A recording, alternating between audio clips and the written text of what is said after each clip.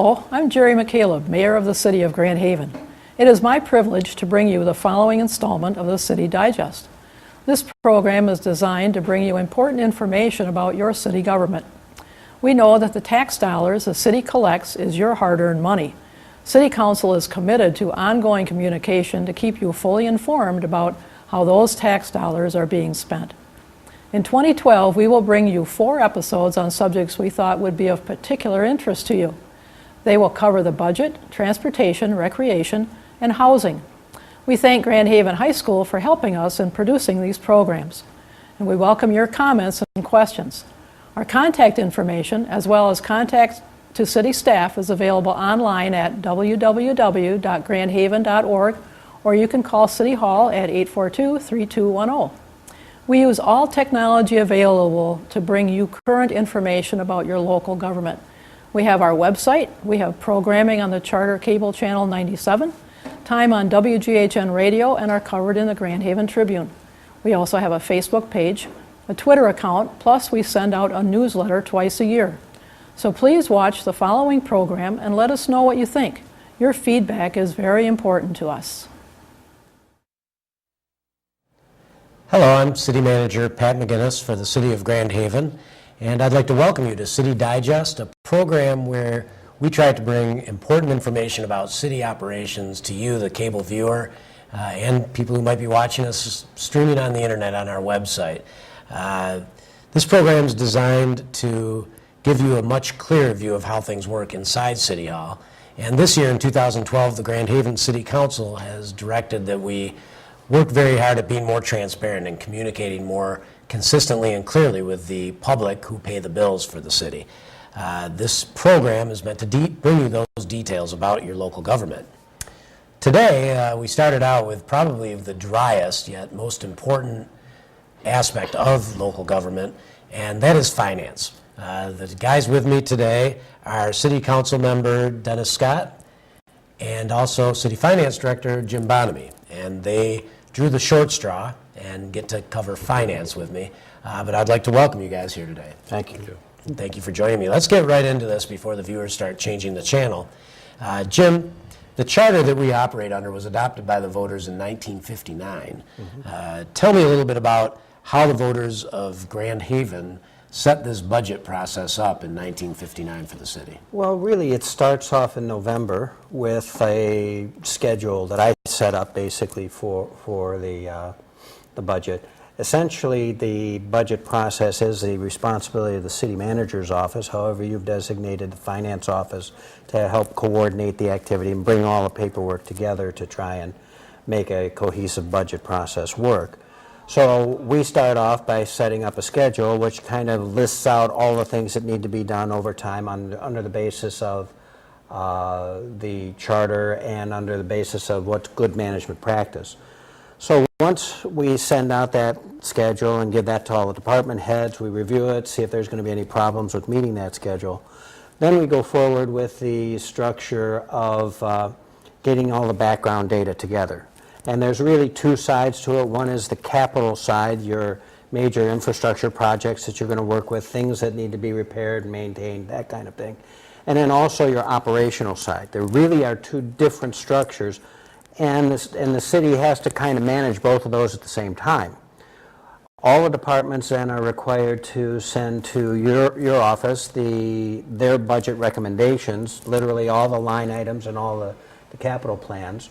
And then we collate all that information together and then put together what would be the city manager's recommended budget or proposed budget for city council.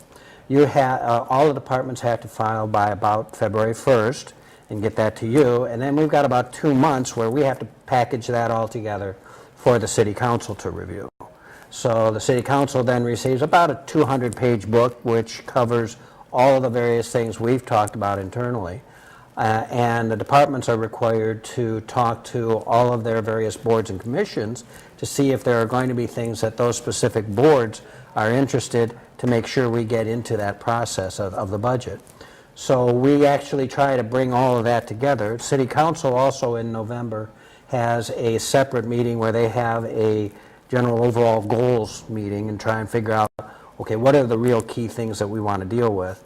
All of that process comes together so that we have a book as of the first meeting in April, which is required by charter, to present to all the council people so that they can review the manager's recommended budget. Okay. At that point, it goes forward to council doing a work session, which is a public meeting, and anybody's invited to attend for that. And then a public hearing where we hit the high points, and then approval of the budget in May. Now, does the state or state law require us to have some kind of a budget or a budget process in local Oh, government? yeah. There's a number of state laws which are related to budget and accounting, which would be involved. And I think it's Public Act 202 that relates to the budgeting process. However, our budgeting process is actually detailed out fairly extensively in Section 8 of the Charter. Okay. And so the whole thing really starts with city council having some goal set in November. And then from there, the staff takes the ball and brings it forward until we finally get a budget document in the hands of the city council that hopefully speaks to those goals. Right. It's truly a strong communication process between the city council through the city manager's office to actually pulling all the paperwork together and making sure it all gets listed. There are iterations we go through. In the capital plan, I go through 5 different capital plans before it really gets to city council. But that's to make sure that we're actually addressing the goals that the council set, and then the goals that administration sees needs to happen too, as well. Excellent. And I'm glad we brought a city council member with us today to give that perspective. Dennis has a very broad perspective, having been a citizen of Grand Haven literally since he took his first breath. He was born here in Grand Haven, spent 30 years plus as an employee of the city, and now serves as an elected leader on the city council. Something you've mentioned to me before and you've brought up in goal setting is clear, better communication with taxpayers and voters about things that go on in the city. Why do you think it's important that we try harder to communicate with the taxpayers? I think people have a right to know where their money's going. I think I get questions about why we've raised taxes and other things, and so I think it's good that they're asking questions, but we should take the initiative and have programs like this one and other. But to reach out to people and be transparent with them, be aggressive in communicating with people where their money's going, what we're doing. For instance, I get a lot of questions why when I first came on council, why the $250,000 for resurfacing roads. We were doing that before, and when I came on council, you didn't have it in your budget. We still had roads that needed to be done, and it wasn't in the budgets. So, and the money wasn't there because the state equalized value taxes that they weren't people. The amount of money that come into the city was down, and we just didn't have money to do that with. So we had to generate some money by doing that, and we raised $250,000 to keep our road program going. To let our roads go without being attended to and with getting potholes in them, I didn't think it was a very good idea. So we passed that, and I think the people need to know what we're doing with it and why we raised it, why we raised taxes. Also, the $750,000 why we passed for Grand Landing. I get a lot of questions on that, and again, I think it's our job to reach out to people and explain to them that those bonds that we took out a few years ago paid for infrastructure, for the water mains, for the sanitary sewers, the storm sewer lines, for the parking lot, and all those things were paid for by a bond that the city took out, and our names are on those bonds, and we're responsible for them. And with the failure of the North End going like it was supposed to go, we just had to raise money and to get those bills paid, and get that money in our pot to start paying those bills. Okay, so we borrowed the money to work on this infrastructure. Essentially, that's what the bond sale is. So as we go forward each year, the taxpayers, as they're using those new assets, they're also paying for them with their tax money. We're paying off those bonds as the infrastructure gets used up going forward. Now I'm talking about the Grand Landing infrastructure. I'm talking about the infrastructure bond that we issued in 2007. All the other, yeah, and we'll talk about that later again too. I think that's one of your questions later on. Okay. But anyways, that's getting dried up right now too. Also. Okay. So. Do you think it's easier today to reach out to the public than perhaps it was 20 or 30 years ago? Yes, I do. And besides programs like what we're doing right now, what other ways can we reach out to the citizens today? Well, we have this program like you talked about. We have we're on TV with our council meetings. We have the internet. We have our website that we have. We have radio stations, and we have a local newspaper that we can use. So yeah, I think we have ample things that we can use to reach out to people to let them know what's going on. Yep.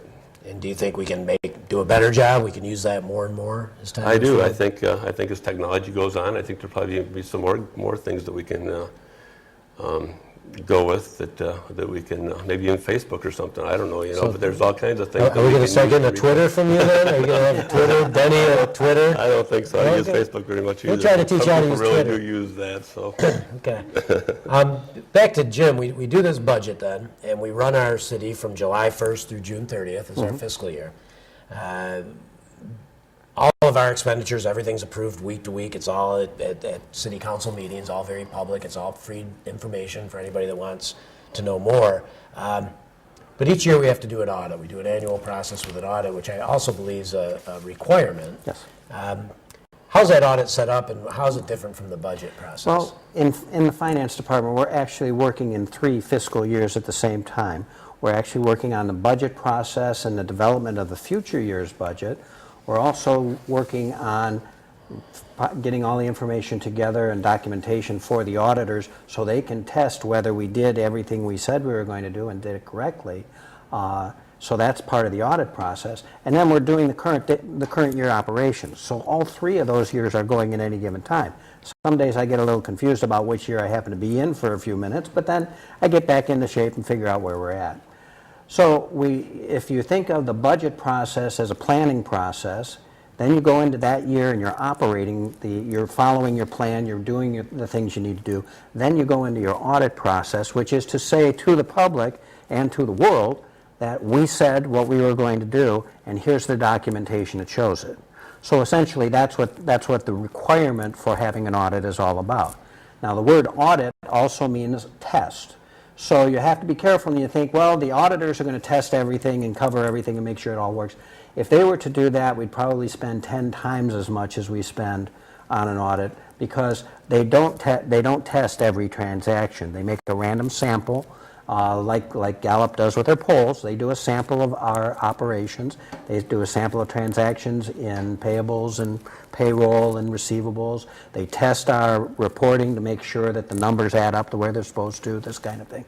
And so they go through and very carefully review that. They also do some very specific testing. So whenever we get testing whenever we get grants from the federal government, there's a whole different level of testing that they are required to do. And that becomes a part of our audit process. Now, for every year since I've been here in '94, we have done the level of the audit at that higher level. So to me, that's another assurance to the public that we are doing a quality job and managing that. The other really good news is that when we've gone through the process of the audit and we get the audits back, what the auditor does is to give an opinion, and in their opinion, the audit report that we present is properly done. Let's call it that way. It's called an unqualified opinion, or there's no questionable things that have gone on in there. I just did a test to see how far back it goes, and I haven't seen a qualified opinion or a not correct opinion in over 50 years. So we have a history of sound financial responsibility in the presentation of the reports, as well as following the rules, regulations, and structures. Now, have we made some mistakes? Oh, sure. Each year the auditors will try to find something that maybe isn't the right way and that kind of stuff. They will note it to us. We then go through and in the next year's process, we try to resolve those issues, and most times we do. Okay, so the annual audit, you mentioned, it means test. Is that a root? Is that the Latin for audit or something, or the Old English? That's my guess, Okay, yeah. well, it means test. So the audit's not a gotcha. It's not a we're investigating some wrongdoing. I mean, sometimes people get this feeling that it's some sort of a negative term, but really it's just a very close inspection of how we do our accounting at the city. Well said. It is truly exactly that. The idea of the law and the charter requirement for it is to say that we bring in an independent group of people to look at what the staff has done. And so if the staff has operated it correctly, including reviewing directions of the city council and the city manager, they actually read the minutes of the council meetings as a part of their process. So when we say we're going to accept a grant for this item, they then follow through the process. Okay, did we follow the rules for that particular grant and carry that forward? How does it show up in our records? We also do in the finance office, as we prepare for the audit during the summer season, the audit occurs mostly in the last week of September and the first 2 weeks of October. We prepare over 100 spreadsheets which detail specific information for the auditors so that they can look at our financial reports, look at our spreadsheets, see how this information has been developed and how it reflects back into the financial reports. Okay. So they're just following that process to test, okay, did we do what we say we were going to do? From the sense of an audit being a negative thing, it's a lot of work and it's a lot of activity that we have to provide to make sure that the auditors feel comfortable with us. But because we do that, that's our assurance to the public that we're doing the job correctly and we're doing it to our highest possibilities. And that, to me, I think is a real good thing. Okay. It's very transparent in that regard. So for our kids that might be watching out there, this whole accounting, auditing stuff, it sounds fascinating and amazing. Is this a high-paying career field to be one of these auditors? Do they do pretty well? It is a very good career field. I hope so. It is. It sounds kind of... Well, yeah, you mentioned earlier this might be a little dry. It takes a certain kind of individual to enjoy trying to put all the pieces together. I've often said to you privately that putting the budget together is a great big jigsaw puzzle, and the audit is really the same thing. You're looking at so many different things that the city wants to do, but we are constrained under the way that we do that and the way that we report it. And that can be fascinating for the right individual. Okay. And I feel that our financial package is very well guarded by Jim and our finance staff.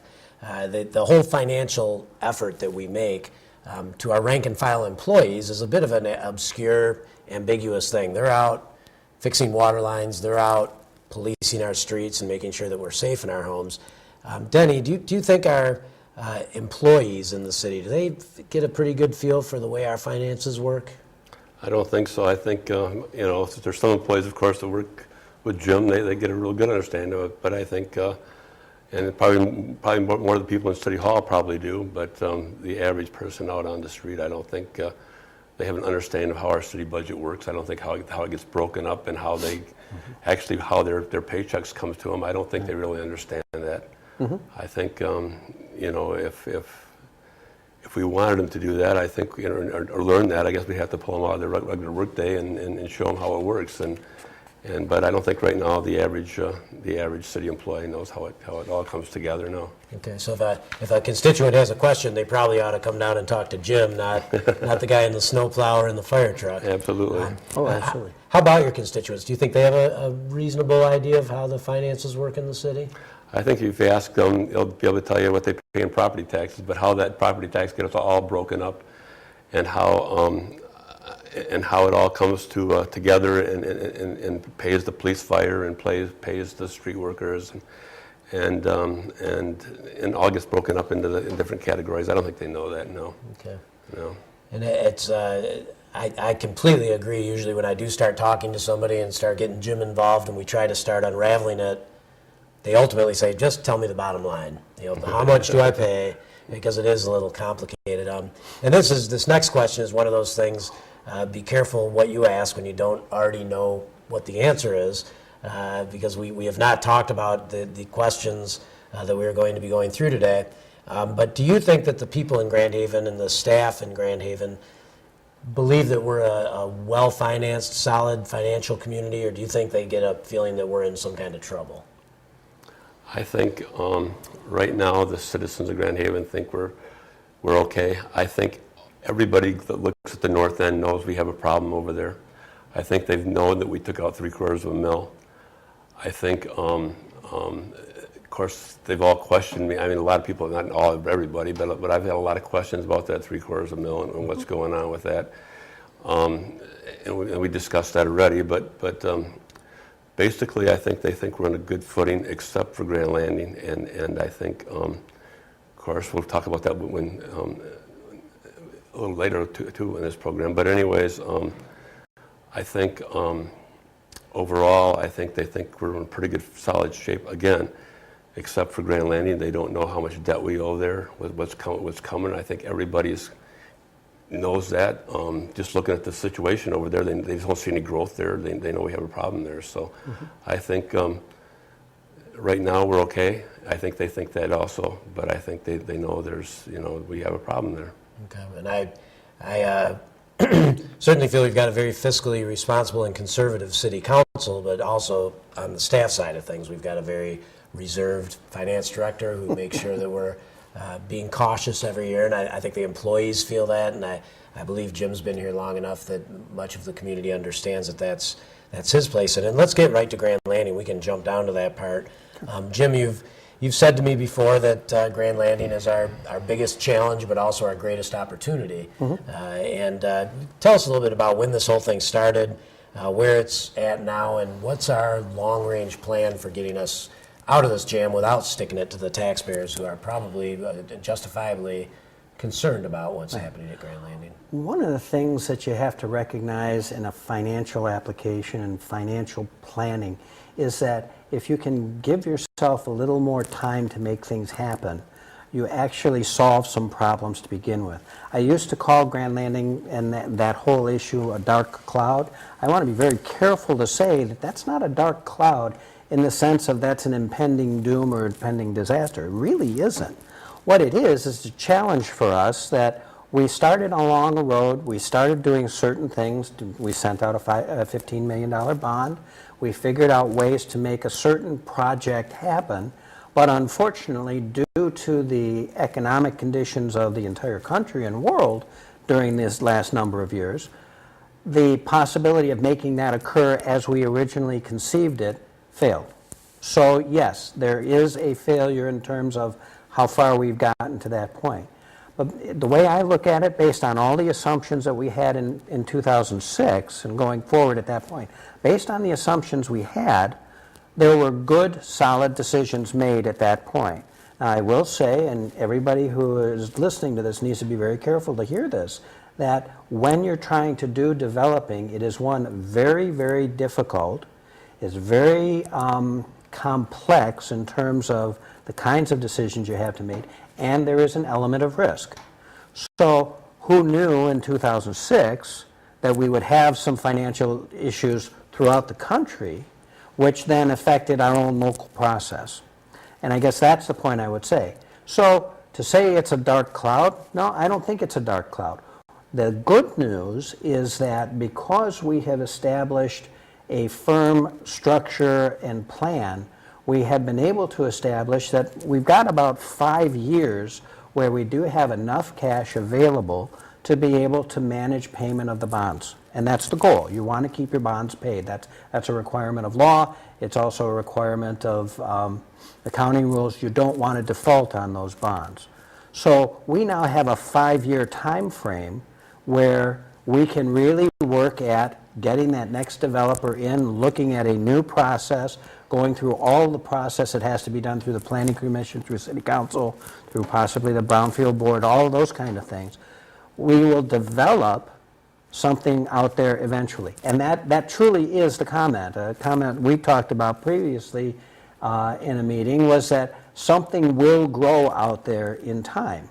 Our hope is, and my hope is at this particular point, we've got about a 5-year window to make something more happen out there. And if we do, that's going to reduce the worry that we have in terms of paying those items up. Okay, so the risk, not a dark cloud, is the bond payments that we have to make in the next several years. We've got enough cash on hand for 4, probably 5 years. Right. And the 3/4 mil that City Council is levying is on the just in case nothing grows out there. We can make year 6, year 7, year 8. We can make those payments without dumping it all on those taxpayers in 2017, 2018. We're taking little bites now to avoid a big problem later. Right, that's correct. Now, if the property does develop in the next 4 or 5 years, and we do have some developers very interested, and the economy is showing signs of a rebound, and we've got some very interesting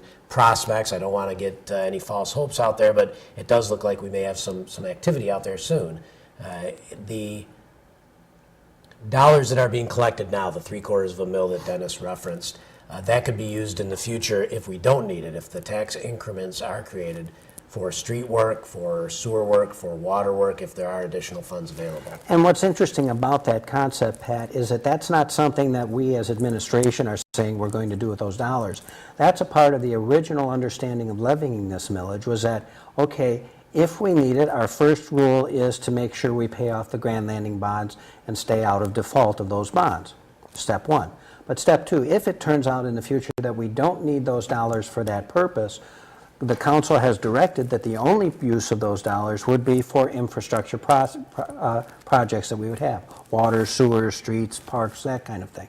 So I think it was a very good decision on the part of the council to recognize we can push that problem away a couple of years by levying this millage, but at the same point, informing and making sure that the public knows that we aren't going to just use those dollars for any specific purpose. We have a definite purpose in mind for those dollars, A or B, and that's all we can do as staff. So I think that's a real good basis. Jim, on talking about Grand Land again, the bonds, say if we don't get more activity out there, even if we do get more activity out there, it's going to take a few more years before we finally start getting more tax money out of there, because it's going to take years to develop. It's not going to develop overnight. Even if we've sold that product, even if that thing got sold and started developing tomorrow, it's going to still take years to bring some more revenue back into our fold. 2016 is when we're looking for a little trouble right there, because even with the money we're collecting right now, we're going to run into the red right there in 2016. Is that not correct? Let's say this. Let's use a scenario where we're going to do nothing for the next 5 years. If that's the case, at the end of 2016, it's probable we'll have maybe $100,000 left to pay the next year's bill, which would be about $1.5 million. Okay? But the joy in the process to me, the good news in the process, is that we are already, as administration and city council and members of staff, looking at how do we get the next developer in? How do we look at Grand Landing as a challenge, as an opportunity for us to succeed in, not as a threat? And I think the good news is that we have some dollars in reserve that we can take care of that payment problem in the short run. In the longer run as well, what we could do is after 2016, there's a process where you can go into where you could refinance the bonds and extend out the time frame of that debt service, which would then reduce the cost every year, but just make it more years out. The other really good side about Grand Landing and that whole area is that when we established the tax increment finance, the TIF district out there, that was established at zero value, meaning that the city government actually owned all that property at that time. So 100% of the taxes on that property go to pay for that bond, as is the way that TIFs normally should work. And the benefit there then is that we've got those dollars focused specifically, again, to that purpose. I don't have any way to use those dollars in any other manner except that. So we've got a good plan in place. And now we're going to be working toward trying to solve that longer problem farther out. Okay. So the way out of the challenge that we have are, first off, tax increment financing, which was the original plan. Get a developer, get it built, and we're not going to let them build anything that we don't want to see out there. It still has to go through the Planning Commission and the City Council, so we're not going to see some big box store or something that nobody would want to see out there. It'll be a quality development. The second contingency is using up our money on hand, our cash on hand, to pay off those bonds. The third is the $750,000 that is already being levied, and then the fourth is refinancing the bonds. So we've got 4 ways to cover this catastrophe so that it never becomes a catastrophe for the taxpayers. So moving along, I wanted to ask Dennis a little more about council's goal-setting process. The first step in the budgeting process is getting together with city council and asking them, what are your priorities? Which direction do you see us going in? What did you guys set up for this current year coming up, 2012 and 13? For our goal setting, what we set our goals for, to preserve the quality of life in Grand Haven, fiscal health, communication and transparency, leveraging local resources, and supporting our employees. Okay, so looking at that third goal, which was, well, the first one, preservation, quality of life, kind of set that up as an overarching primary concept with those other ones. And the second one there was communication and transparency. Even the first one, I think, preserve quality of life in Grand Haven. I think that includes making sure we have our basic services, our police, fire, making sure our utilities that we're responsible for function without interruption. Our parks are kept up like they're supposed to be, and I think that's all the quality of life in Grand Haven. Our natural resources that we have, our natural areas, Duncan's Woods and North Shore and our city beach and other areas that we maintain those areas and keep them like the public would like them kept, and for this generation, other generations to come. And so I think those things are part of the preserving of our quality of life here. Fiscal health is also important, and it's a balanced budget. But it's not just this budget, it's for looking years ahead and making sure that our future budgets are balanced, and making sure that we take care of our responsibilities and the bonds that we have out there, and making sure our fiscal health is not just not taken care of this year, but in years to come. Communication and transparency. That was a big one with me. When I first came on council, I think there was some things that weren't communicated to us, Bob and I, either one of us. One was Grand Landing. I don't think that was communicated very well to us at all. We didn't know that this huge debt was there until about a year afterwards. And I think that should have been communicated with us, but I think it should have been communicated with the whole city before that too. I think, I think I see that as a big thing with me right now. And I think when council people come on, they should be aware of everything that's happening. And I think we should have been aware of that debt, and we kind of got struck blindsided by it. And I don't think that should have been the case. Then leveraging local resources. So when we finance street work and utility work that we have, we can go after grants, local grants, government grants, that we can make those dollars stretch as far as we can, and I think that's important. Supporting our employees is another very, very, very key thing with me, because being a former employee, of course, but looking at what we did to City Hall, I mean, we've cut back staff at City Hall, and we've adjusted some of the jobs, and we have fewer people now, not just in City Hall, but some other places too, and we've stretched our resources a little bit. So we just need to make sure our people are taken care of. We need to make sure they get the training they need and the equipment they need to do their jobs. Okay, and quickly I want to touch on infrastructure a little bit. That's been at the top of the goal list for several years, and we didn't necessarily identify it this year. Is that still an important aspect of what we need to do at City? I didn't bring that up at the goal setting this year because I know our funds are drying up, and we have certain projects that are in the works right now that I don't think we have a lot of money left after we get all this done. Is that correct, Jim? We're getting to the point where we've used up we are using up the 2008 infrastructure bond that we established. And so now we're in the process of, paying that off with the millage that was established for that. So yeah, we have also reestablished some water and sewer rates, some costs in the general fund as well, to set levels so that each of those various funds can operate effectively within its own resources. So we're doing all those right things to set us up for the next question. But the next question is going to be, like we did in 2007, how do we finance the next series of infrastructure improvements? And again, I think it's probably going to come to a bond again, but I'm not in favor of doing any more bonds right now. I think, don't we have bonds that are going to be paid off in 2016? The Chinook Pier bond, that's going to be paid off in 2016, is that correct? That's correct. Community Center bond is also going to be paid off in 2016. About that. Yeah. So, and we still have the Grand Landing that we're still not sure exactly what's going to happen there. I mean, so to pass another bond right now, I think would be is just the wrong timing right now. I think we need to wait. And I know the infrastructure needs work. We all know that our system's getting older. There's still a lot of water pipes out there and sewer pipes and streets that need attention. There's no doubt about that. But to pass more onto the taxpayer right now, I can't justify that myself.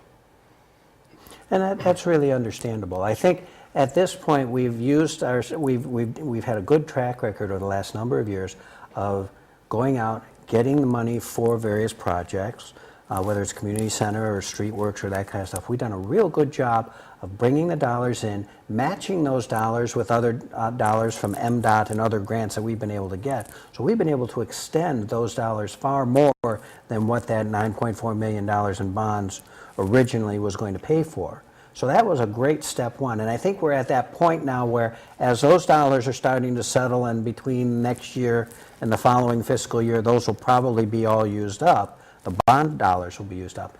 Now is our time that we start, like we did back in 2007, to bring the group back together, talk about infrastructure, what do we want to do.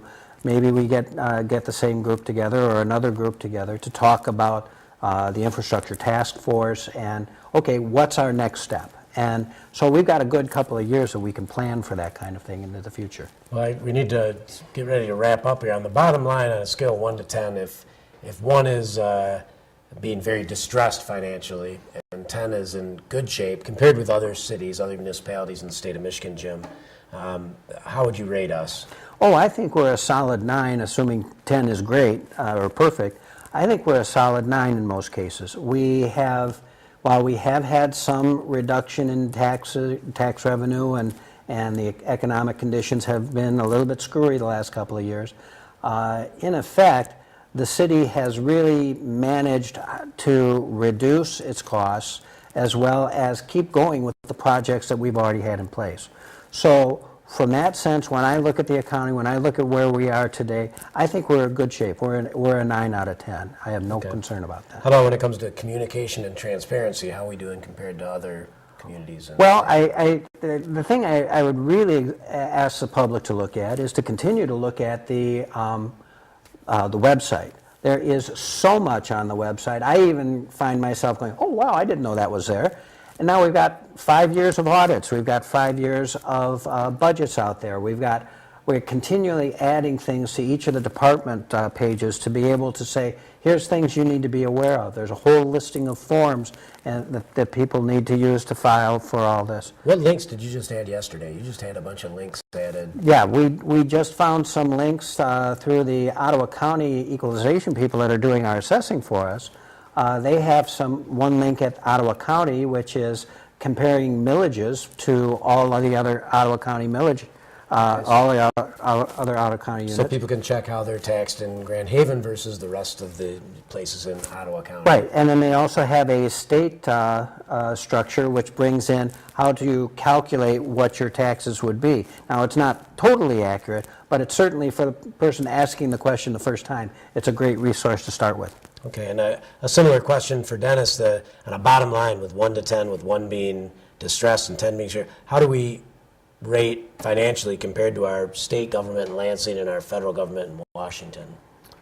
I think the state government, of course, is a lot better than our federal government, but we're probably up by 8 or 9 probably with our state government, and the federal government, I think we're 10. I think the federal government's got some very bad issues, and our debt continues to grow by the day with our federal deficit. So I think we're in very, very good shape compared to our federal government, that's for sure. So would you agree if we have financial concerns, we probably shouldn't be looking to those guys to help us out of our This is true. Yeah, I think you're right. And how about communication, transparency, and how we try to reach out compared to Lansing and Washington? I think Lansing's doing a better job than they've done over the past few years, but I think we're still far above what they are. I think our websites are, like Jim said, we're improving them every day, and we reach out. We were trying to reach out to people by the radio, and there's these programs like we're doing right now. So